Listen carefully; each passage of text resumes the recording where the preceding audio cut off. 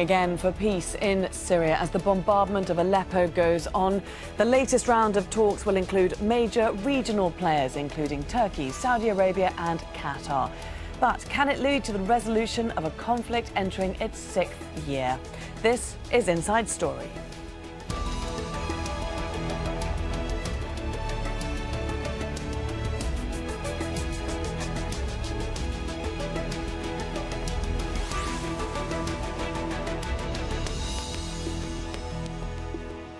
Hello there and welcome to the programme. I'm Laura Kyle.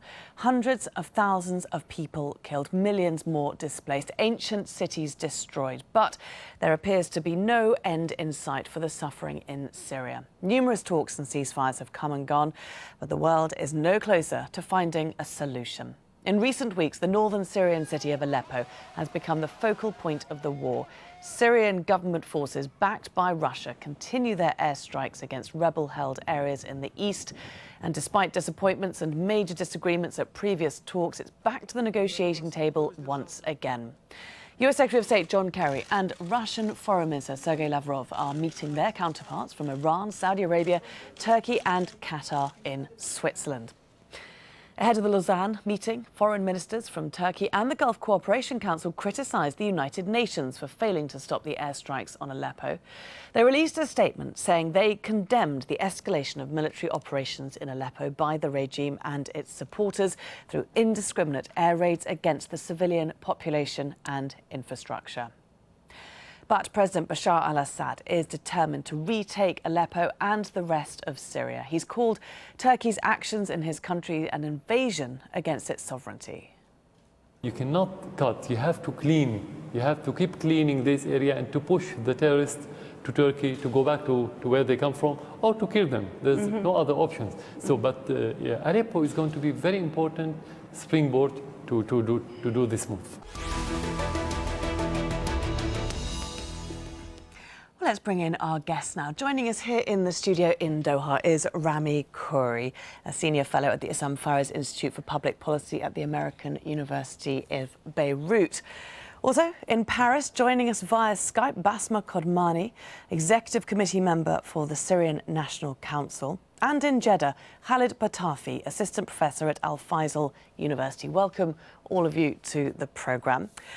Khaled, if I can start with you. How might these particular talks on Saturday, with their more regional focus, produce anything different from what we've seen before?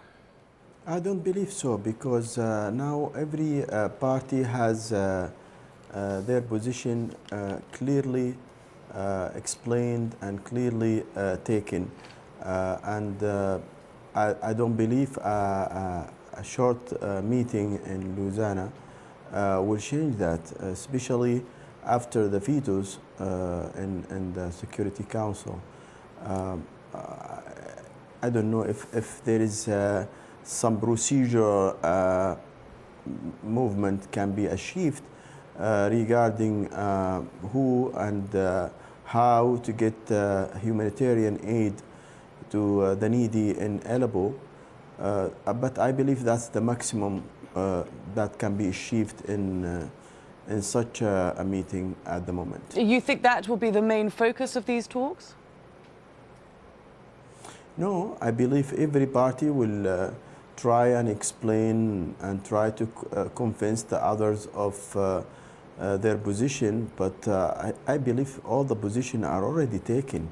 The Russians will not move an inch from their support of Bashar al-Assad and the bombardment of Aleppo and other areas. And the Americans are not going to give them a green line. As for us, what can we do? We and the Turks accept that we re-announce our positions and call for truce, call for aid to be given to the needy, especially in eastern Aleppo. And if we have people listening, we might get something out of this, but we are not going to change the main position of the Russia. in this regard, not in this meeting anyway. Bassma Kodmani, to what extent do you agree with that, that the positions of all these players at the table on Saturday are already set and nothing will change? Well, to a large degree, I think it is true that we will not see a change in positions unless, and the only trigger is a change in the American posture and the US behavior and the messages coming out from Washington, from the Obama administration. We have witnessed an attempt to conduct a cooperative process since October of 2015. So we have a full year of attempts to work with Russia cooperatively to reach an agreement, make political process possible, get a ceasefire on the ground, get aid to all areas. None of that has succeeded because it has relied on good faith of Russia. And Russia has no good faith in this process, unfortunately. So therefore, if we do not see for this time, this meeting, that there is a new message coming out of Washington, and that message needs to be, if there is no compliance, if there is violation of any agreement we reach, there will be consequences. But Bassma, could I just put something to you? We've got now the presence tomorrow, on Saturday, of Saudi, Qatar, Turkey, regional players, key regional players. How might their involvement change that conversation between Russia and the US? Well, look, I think what the US is doing here is bringing along countries that have influence over the opposition so that Russia cannot continue saying, oh, it is because Saudi Arabia is doing this and Qatar is doing that.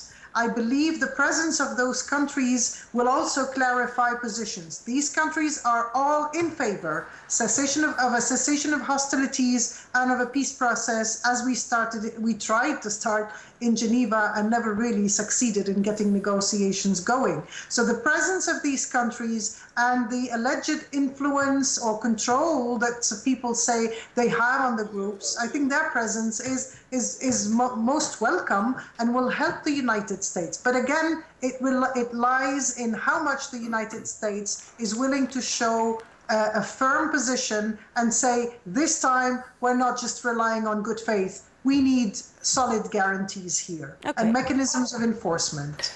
Rami, how much is this meeting, how much more of a chance is it for the regional players to assert themselves on the international stage in that conversation? Or is it simply still going to be a meeting ultimately between the US and Russia? Well, we have three things happening at the same time, and this has been going on for about 2 or 3 years now. You have the US and Russia dealing with each other. You have the big regional players, Turkey, Iran, Saudi Arabia primarily, but you also have Qatar and UAE and sometimes Jordan a little bit, and other people, but Turkey, Iran, Saudi Arabia are all reaffirming their place in the region.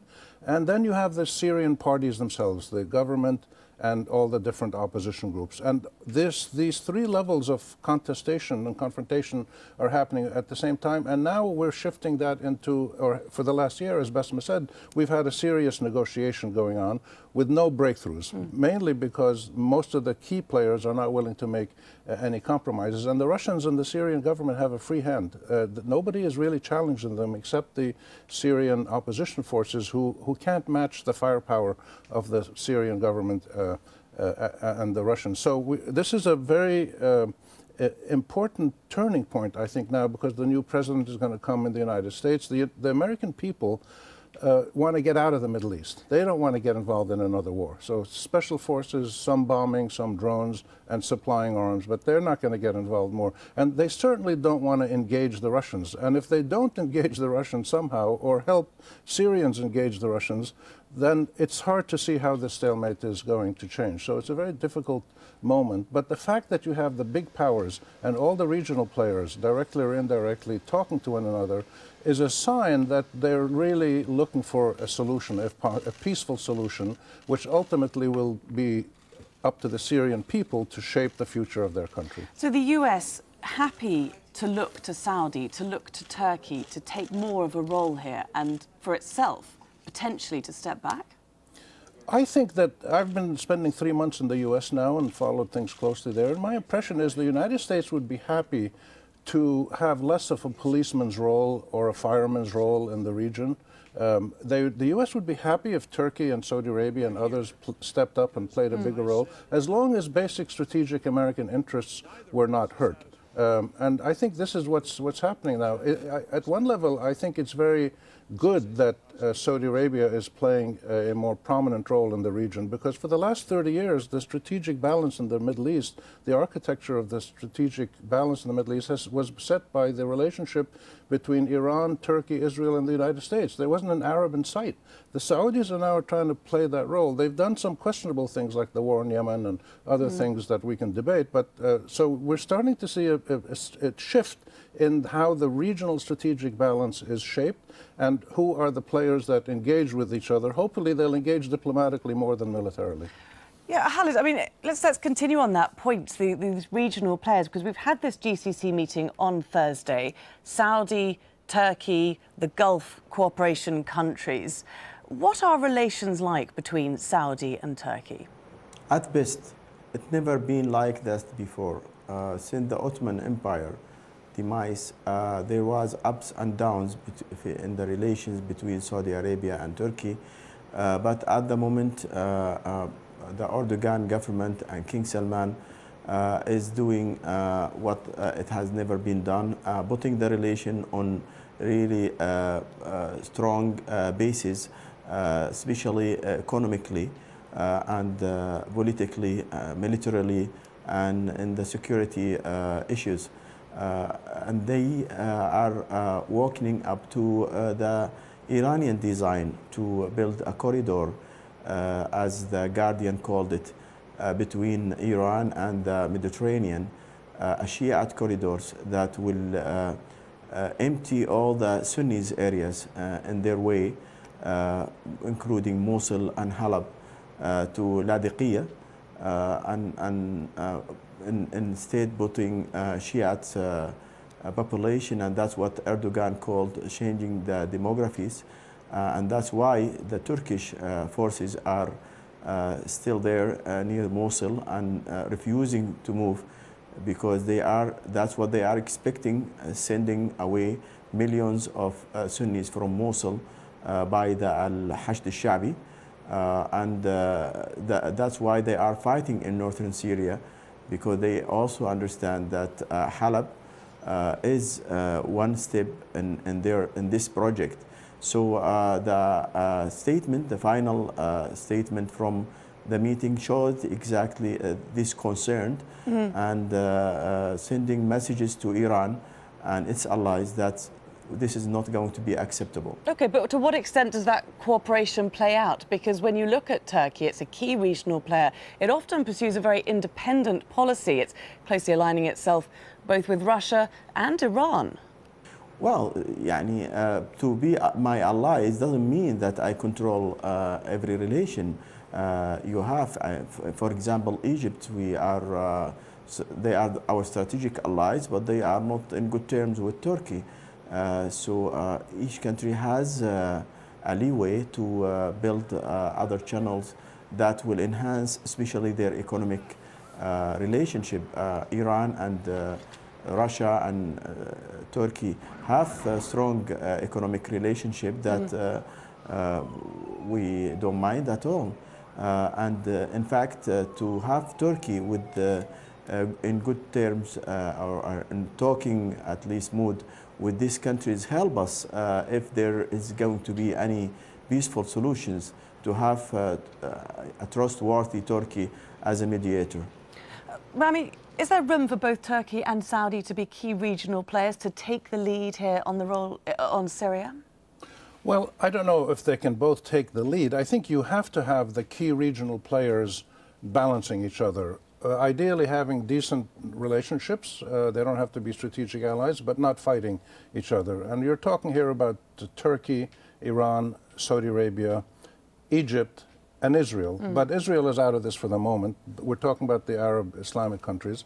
Egypt is in a mess, so they have to wait a while till they can get back into playing a regional role. So I think there is a situation where we can look forward to the Saudis, the Turks, and the Iranians all having more normal relations. The Iranian-Saudi one will be the latest. I think the Saudis vastly exaggerate the Shiite-Sunni issue, but it's something very real to them. But most of the people that I've talked to around the region for the last year and a half or 2 years don't agree with the Saudis. They think they exaggerate this threat.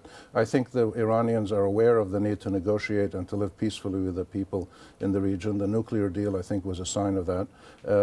But the important thing is that the Turks have been the real drivers of this. The Turks have shown real statesmanship and statecraft. In the last year, they've fixed their relationships with Israel, with Saudi Arabia, with Iran, with Russia, and slowly with Egypt, and they're reconfiguring their diplomatic links with the region, which in turn is helping the region reconfigure its balance. So I think we have to look at the Turks primarily as the driving force for what's going on right now. And they're a member of NATO, by the way, as well as the Islamic Conference Organization. So they're a very pivotal player.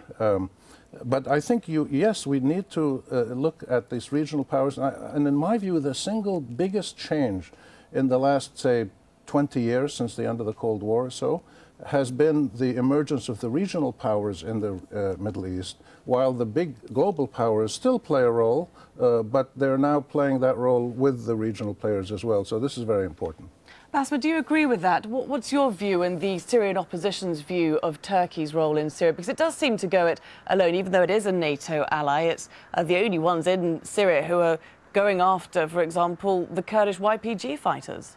Look, I think we can definitely say very objectively, Turkey has been the country that has paid the highest price as a result of the non-management or non-serious management of the Syrian crisis, particularly by its NATO allies, because it was it feels it was let down by NATO when it tried to use Article 5, which is the common defense agreement, where one country in danger would see support from the others. That was only very shallow, and Turkey felt it was left to its own device to deal with the crisis. 3 million refugees, attacks on its territory, the Kurdish issue getting out of control, and the radical PKK connecting with those in Syria, which it really manipulates directly. So Turkey has seen rising dangers and risks coming from Syria, and has clearly decided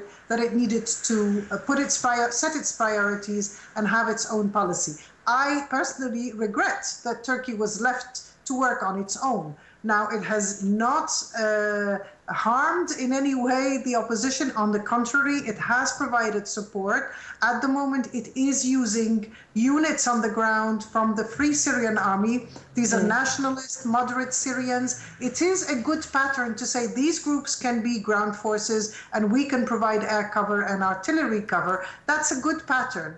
At the end of the day, Turkey has its own interests. Every country has its own interest in Syria.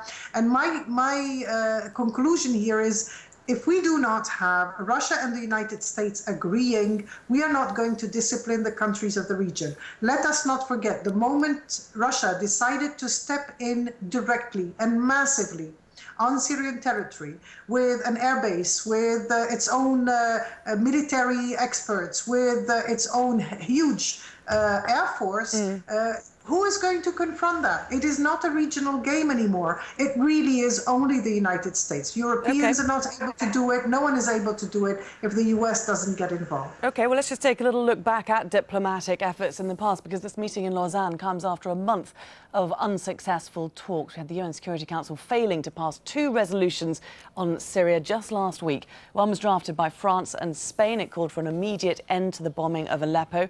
Russia vetoed that and proposed its own resolution to pause fighting only after those it calls terrorists leave the city.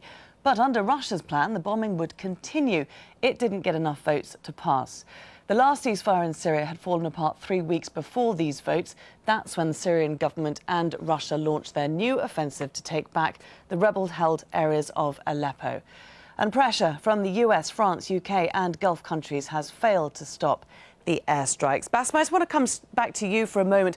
I want to raise this point that once again we're seeing talks, be they between Russia, the US or regional players, whoever, but we're not seeing the Syrian opposition at the table again. Why is that?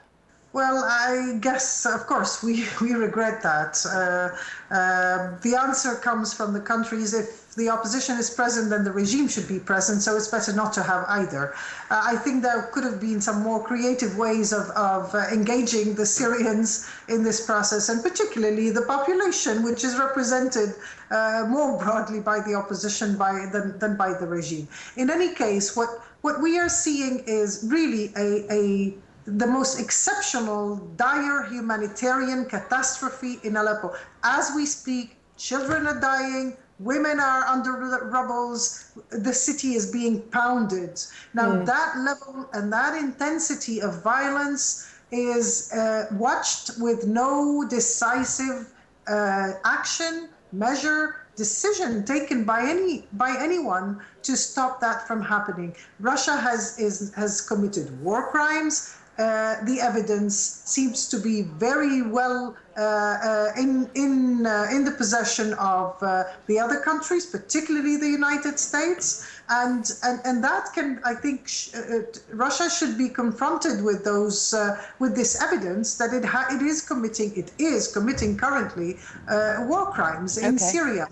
So how do we go back to a process if we do not get the Air Force grounded from the regime and Russia, and that we get civilians to stop dying every day in the dozens and dozens? Okay, Khaled, key aims there for these talks, getting the Air Force grounded, getting a no-bombing zone, a no-fly zone.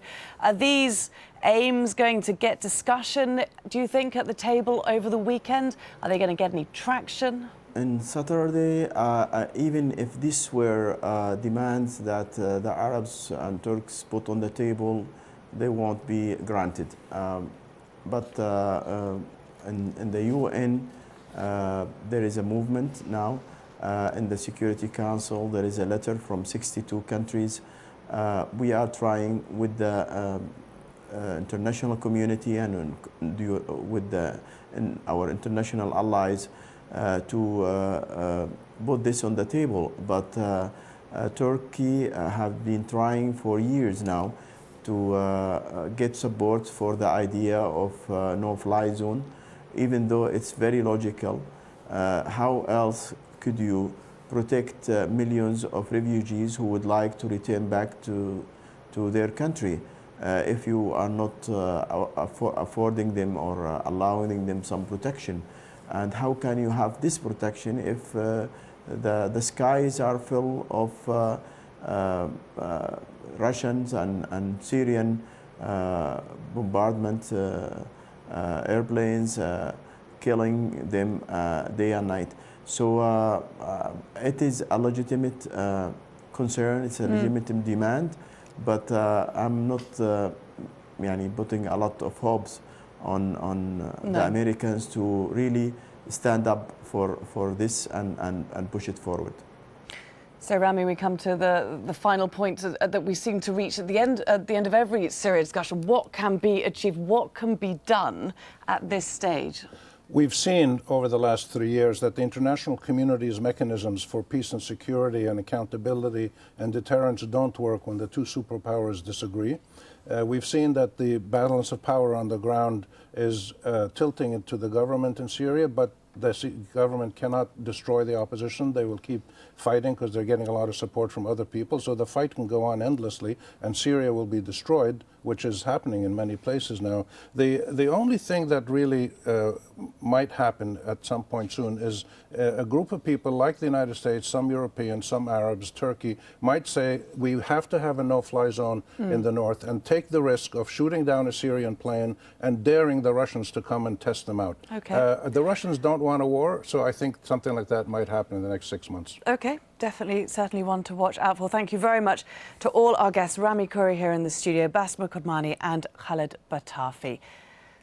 And thank you too very much for watching. You can see the programme again anytime by visiting our website, aljazeera.com, for further discussion. Also, you can go to our Facebook page. That's facebook.com/AJ Inside Story. You can also join the conversation on Twitter. Our handle is @AJ Inside Story. From me, Laura Kyle, and the whole team here, bye for now.